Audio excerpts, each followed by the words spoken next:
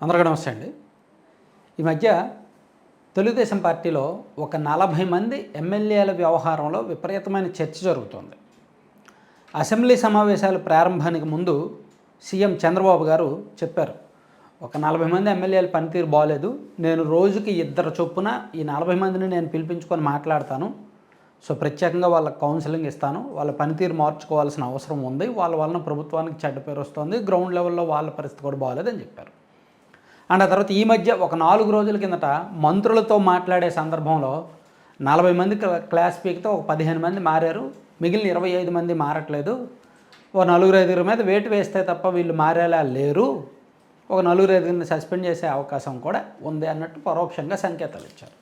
అసలు ఈ 40 మంది ఎవరు? ఈ 40 మందిలో ఎందుకు అంత పరిస్థితి హీనంగా ఉంది? సో వీళ్ళలో మార్పు వస్తున్నది ఎక్కడెక్కడ, మార్పు రానిది ఎక్కడెక్కడ, సీఎం గారు ఎందుకు ఇంత సీరియస్గా ఉన్నారు? ఇది రాజకీయ వర్గాల్లో జరుగుతున్న చర్చ. అయితే ఈ 40 మంది ఎవరు అనేది అధికారికంగా అఫీషియల్గా పార్టీ నుంచి ఏమీ బయటికి నివేదికలు రాలేదు.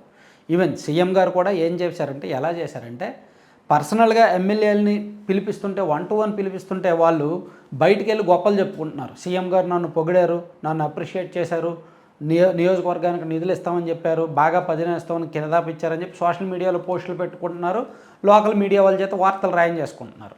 సో అలా కాకుండా సీఎం గారు ఈ మధ్య ఏం చేశారంటే, ఆ జిల్లాలో ఉన్న ప్రతి ఎమ్మెల్యేను అండ్ కలెక్టర్ను, ఎస్పీని కూడా పిలిపించి వాళ్ళ ముందే కొంతమంది పనితీరు బాగోలేని ఎమ్మెల్యేలకు ఇండైరెక్ట్గా మందలించారు. ఇదిగో నీ పనితీరు బాగలేదు, 164 కాదు కదా 166 మంది గెలిచినా నువ్వు గెలవు అనేటట్టు కొంతమంది మీద డైలాగులు కూడా వేశారు. అలా రాష్ట్ర వ్యాప్తంగా కొంతమందికి చెప్పారు, ఇండైరెక్ట్గా చెప్పారు, డైరెక్ట్గా చెప్పారు, కొంతమందికి సీల్డ్ కవర్లో నివేదికలు ఇచ్చారు, కొంతమంది పనితీరు బాగుందన్నారు, కొంతమంది బాగలేదన్నారు అట్లా. సో ఇలా రకరకాల మార్గాల్లో గ్రౌండ్ లెవెల్ నుంచి వస్తున్న ఫీడ్బ్యాక్ మేరకు, లేదా పార్టీ వర్గాల నుంచి వస్తున్న ఫీడ్బ్యాక్ మేరకు, క్యాడర్ నుంచి అందిన ఫిర్యాదుల మేరకు, అండ్ ఇప్పటి వరకు వివిధ అంశాల పనితీరు మేరకు అసలు కొంతమంది ఎమ్మెల్యేల పనితీరు ఎలా ఉంది, ఏంటి, ఎందుకు ఇన్ని వస్తున్నాయని, ఆ ఎమ్మెల్యేలు ఎవరు అనేది చూసుకుంటే, ఒకటి ఇది అఫీషియల్ లిస్ట్ అయితే కాదు, రకరకాల ఫీడ్బ్యాక్ గ్రౌండ్ లెవెల్ నుంచి వస్తున్న ఫిర్యాదులు కావచ్చు, అండ్ రకరకాల వర్గాల్లో జరుగుతున్న చర్చ, క్యాడర్లో ఉన్న ఫీడ్బ్యాక్, వాటిని అండ్ పార్టీ ఆఫీస్కి అందుతున్న కంప్లైంట్లు, వాటి ఆధారంగా అసలు ఎవరయ్యి ఉంటారు అని చూస్తే వీళ్ళు ఎక్కువగా ఈ రాయలసీమ ప్రాంతంలో ఉన్నారండి. రాయలసీమ, నెల్లూరు, ప్రకాశం జిల్లాల వైపు ఎక్కువ మంది ఉన్నారు. ఈ గోదావరి జిల్లాల్లో అంతగా లేరు, కృష్ణా, గుంటూరు జిల్లాల్లో కూడా పెద్దగా లేరు, అండ్ శ్రీకాకుళం, విజయనగరం జిల్లాలో కూడా పెద్దగా లేరు. సో రాయలసీమ ప్రాంతంలోనే ఎక్కువ. మనకు ఉదాహరణకి అనంతపురం జిల్లా చూసుకుంటే గుంతకల్ కాన్స్టిట్యున్సీ గుమ్మనూరు జయరాం గారి విషయంలోనూ, అలాగే అనంతపురం అర్బన్ దగ్గుబాటి వెంకటేశ్వర ప్రసాద్ గారు ఉన్నారు కదా, ఆయన విషయంలోనూ, అండ్ కళ్యాణదుర్గం నియోజకవర్గం, అండ్ సింగనమల బండారు శ్రావణి, ఇట్లా ఈ 4 నియోజకవర్గాల విషయంలో కాస్త ఫీడ్బ్యాక్ బాగలేదు అనేది రకరకాల వర్గాల నుంచి వస్తున్నది అనమాట. సో అనంతపురం ఉమ్మడి జిల్లాలో ఈ 4. ఇక చిత్తూరు జిల్లా, ఉమ్మడి చిత్తూరు జిల్లా చూసుకుంటే శ్రీకాళహస్తి అండ్ సత్యవేడు అండ్ గంగాధర నెల్లూరు, ఈ నియోజకవర్గాల్లో కాస్త ఫీడ్బ్యాక్ అంత పాజిటివ్గా లేదనమాట, బాగాలేదనమాట. అలాగే పూతలపట్టు కూడా బాగాలేదు, రకరకాల ఫీడ్బ్యాక్ వస్తుంది, రకరకాల ఫిర్యాదులు వస్తున్నాయి, అక్కడ కూడా ఈ ఇండైరెక్ట్గా ఇంటర్నల్గా కొన్ని వర్గాలు కూడా ఉన్నాయన్నమాట. సో అంటే ఉమ్మడి చిత్తూరు జిల్లా చూసుకుంటే ఈ 4 ఉన్నాయి. ఇక కర్నూలు జిల్లా, అంటే కర్నూలులో కూడా పర్టికులర్గా నంద్యాల సైడ్ బాగా ఎక్కువ ఉన్నాయి. నంద్యాల, పాణ్యం, ఆళ్ళగడ్డ, శ్రీశైలం, నందికొట్కూరు, ఏ కాన్స్టిట్యున్సీ బాలా. నంద్యాల పార్లమెంట్ పరిధిలో ఈవెన్ మినిస్టర్ గారు ఉన్న నంద్యాల కాన్స్టిట్యున్సీ కానీ, ఆళ్ళగడ్డ కానీ, లేదా పాణ్యం కానీ, శ్రీశైలం కానీ, ఏ కాన్స్టిట్యున్సీలో కూడా ఫీడ్బ్యాక్ అంత పాజిటివ్గా లేదనమాట. పదే ఫిర్యాదులు వస్తూనే ఉన్నాయి, ఆరోపణలు వస్తూనే ఉన్నాయి, అండ్ పార్టీ కూడా తలనొప్పిగా మారిన కాన్స్టిట్యున్సీస్ ఇవి ఉన్నాయన్నమాట నంద్యాల పార్లమెంట్కి వచ్చేసరికి. ఇక నెల్లూరు సైడు వస్తే ఉమ్మడి నెల్లూరు జిల్లాలో కూడా కొన్ని ఉన్నాయి. అందులో కావలి, ఉదయగిరి బాగా నెగిటివ్ ఫీడ్బ్యాక్ అండ్ కంప్లైంట్లు ఎక్కువగా వస్తున్నాయి, అండ్ ఈ మధ్య కాస్త ఇబ్బందికర పరిస్థితులు ఉన్నాయి. ఏంటంటే మార్చుకోవాల్సిన అవసరం ఉన్నాయి. ఏంటంటే కావలి, ఉదయగిరి, వాటితో పాటు వెంకటగిరి కూడా అంత పాజిటివ్గా లేదని చెప్తున్నారు. సో ఇక్కడ అలాగే సూళ్ళూరుపేట ఒకటి. సో ఈ నియోజకవర్గాలు. ఇక ఉమ్మడి ప్రకాశం జిల్లాకు వచ్చేసరికి మార్కాపురం, చీరాల కాస్త ఇబ్బందికర పరిస్థితులు ఉన్నాయంట. సో కందుకూరు ఇప్పుడిప్పుడే కొంత పర్వాలేదు. కందుకూరులో కొన్ని వివాదాలు ఉన్నాయి, కొన్ని ఆరోపణలు వచ్చాయి, కొంత సెట్ చేసుకుంటున్నారు, పర్వాలేదు, మారుతుంది పరిస్థితి అని చెప్తున్నారు. ఈ మార్కాపురం, చీరాల పరిస్థితి మాత్రం కొంచెం ఇబ్బందికరంగానే ఉందనేది రకరకాల నుంచి వస్తున్న ఫీడ్బ్యాక్ అనమాట. సో చీరాల కూడా కొంత బెటర్ అవుతుంది ఫీడ్బ్యాక్ కొన్ని వర్గాల నుంచి. అది చూసుకుంటే ఆ తర్వాత మనం పల్నాడు జిల్లాలో ఎక్కువ ఉన్నాయి మళ్ళీ ఇబ్బందికర పరిస్థితులు. ఉమ్మడి గుంటూరు మొత్తం మీద, ఉమ్మడి గుంటూరు జిల్లాలో గుంటూరు పార్లమెంటు పరిధిలో కొంత పర్వాల, అంత వర్స్ట్ ఫీడ్బ్యాక్ ఏమీ లేదు. కానీ పల్నాడు జిల్లాకు వచ్చేసరికి నరసరావుపేట బాలేదు, సత్తెనపల్లి బాలేదు, చిలకలూరుపేట పరిస్థితి బాలేదు. సో ఈ 3 నియోజకవర్గాల్లో బాగా నెగిటివ్ ఫీడ్బ్యాక్ వస్తుంది, ఫిర్యాదులు ఎక్కువ వస్తున్నాయి, ఆరోపణలు ఎక్కువ వస్తున్నాయి.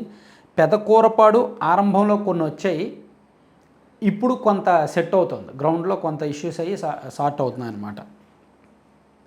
అలాగే కృష్ణా జిల్లాకు వచ్చేసరికి తిరువూరు గురించి అందరికీ తెలిసిందేలే, ఇంకా ప్రత్యేకంగా చెప్పాల్సిన పని లేదు.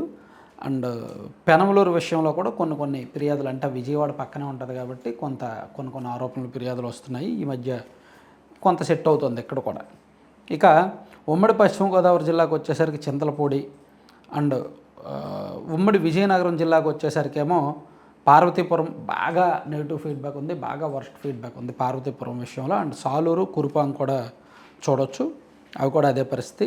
మర్చిపోయాయి, ఉమ్మడి కృష్ణాలో నూజివీడు కూడా, మంత్రి గారు ప్రాతినిధ్యం వస్తున్న నూజివీడు నియోజకవర్గం కూడా అంత బాగాలేదంట. అండ్ సో విజయనగరంలో మనం సాలూరు, కురుపాం అండ్ పార్వతీపురం అయితే బాగా వర్స్ట్గా ఉందన్నమాట. ఇక శ్రీకాకుళం జిల్లాకి వెళ్ళేసరికి పాతపట్నం బాగా నెగిటివ్ ఫీడ్బ్యాక్ ఉంది, కంప్లైంట్స్ ఎక్కువ వస్తున్నాయి. అక్కడ ఏంటంటే వర్గాలు ఉన్నాయి, ఎమ్మెల్యే గారి వర్గం ఒకటి, మాజీ ఎమ్మెల్యే గారి వర్గం ఒకటి ఉంది. మాజీ ఎమ్మెల్యే గారి వర్గం కాస్త యాక్టివ్ అయ్యి ప్రతిదానికి ఫిర్యాదులు ఎక్కువ చేయడం వల్ల ఎమ్మెల్యే గారు కాస్త డిఫెన్స్లోకి వెళ్తున్నారు. కాకపోతే ఎమ్మెల్యే గారు చేస్తున్న కూడా తప్పులు కొన్ని ఉన్నాయి, కొన్ని అవినీతి వ్యవహారాలు, ఆరోపణలు కూడా కొన్ని ఉన్న కారణంగా అక్కడ ఎక్కువ అవుతున్నాయి అన్నమాట, అవి కాస్త ఎక్కువ అవుతున్నాయి. కాకపోతే ఈ గ్రూపు లేకపోతే మేబీ ఇంతగా ప్రచారం జరిగేది కాదేమో, గ్రూప్ తగాదాలు లేకపోతే. అలాగే ఇక్కడ శ్రీకాకుళం అసెంబ్లీ విషయంలో కూడా గతంలో ఎక్కువ ఫిర్యాదులు వచ్చాయి. అయితే ఇప్పుడిప్పుడే కొంత సెట్ చేసుకుంటున్నారు. ఎమ్మెల్యే గారు గెలిచిన కొత్తలో కొంత ఇబ్బంది పడ్డారు, కానీ ఇప్పుడు కొంత సెట్ అవుతోంది, ఫీడ్బ్యాక్ మారుతోంది అనేది పార్టీ వర్గాల నుంచి వస్తున్న సమాచారం అనమాట. సో ఇందులో ఎక్కువగా ఫస్ట్ టైం గెలిచిన వాళ్ళు తెలియక, వాళ్ళకి ఎమ్మెల్యే పదవి వచ్చేసరికి ఇంకా మాకు తిరుగులేదు, మేము ఎమ్మెల్యేలు అయిపోయాము, ఈ నియోజకవర్గం మాకు రాజ్యాంగం ప్రకారం మాకు రాసి ఇచ్చేశారు, మేము సామంతరాజులము అనేటట్టు ఆరంభంలో బాగా దూకుడుగా వెళ్ళారు, బాగా వ్యవహరించారు. ఎప్పుడైతే ఈ సోషల్ మీడియా చైతన్యం వలన అండ్ పార్టీ ఆఫీస్కి పదే ఫిర్యాదులు వెళ్ళడం, అని చంద్రబాబు గారు, లోకేష్ గారు పదే వార్నింగ్లు, డైరెక్ట్గా ఇండైరెక్ట్గా పిలిచి వార్నింగ్లు ఇస్తుండటం, ఈ క్యాడర్లో తిరుగుబాటు రావడం, ఇవన్నీ గమనించారో కొంతమంది సెట్ అయిపోతున్నారు. ఇప్పుడు కందుకూరు కానీ, పెదకూరపాడు కానీ, శ్రీకాకుళం కానీ, లేదా చీరాల కానీ, ఇవన్నీ కూడా ఆరంభంలో అలా ఉన్నాయి. ఆ తర్వాత నెమ్మదిగా సెట్ చేసుకుంటున్నారు. మిగిలినవి ఇంకో కొన్ని సెట్ అవ్వట్లా, పోతే పోయిందిలే, పోతే పోనీ, సో పార్టీ వాళ్ళు చూసుకుంటారు, గాలిలో గెలిచాం గాలిలో పోతాం అనేటట్టు కొంతమంది వ్యవహరిస్తున్నారు అనమాట. సో అది ఈ తలనొప్పి వ్యవహారం. సో మనం కొంతమంది మంత్రులు కూడా ఉన్నారు, వీళ్ళలో మంత్రుల గురించి చెప్పుకున్నాం. యాక్చువల్లీ మంత్రులకు సంబంధించిన నియోజకవర్గాల్లో ఎక్కడెక్కడ బాగా నెగిటివ్ ఉందనేది నేను నెక్స్ట్ వీడియోలో విత్ ఉదాహరణలతో సహా చెప్తాను. ఇప్పుడు మంత్రుల కాన్స్టిట్యున్సీకి వచ్చేసరికి ఒక మాటతో చెప్పేస్తే పోదు, కారణాలు కూడా చెప్పాలి అక్కడ ఎందుకు నెగిటివ్ వస్తుంది అనేది. అలాగే జనసేన పార్టీ ఎమ్మెల్యేల్లో ఆ 21లో ఏమేమి నెగిటివ్గా ఉన్నాయనేది కూడా నెక్స్ట్ వీడియోలో ఒకసారి మనం చూద్దాం. Thank you.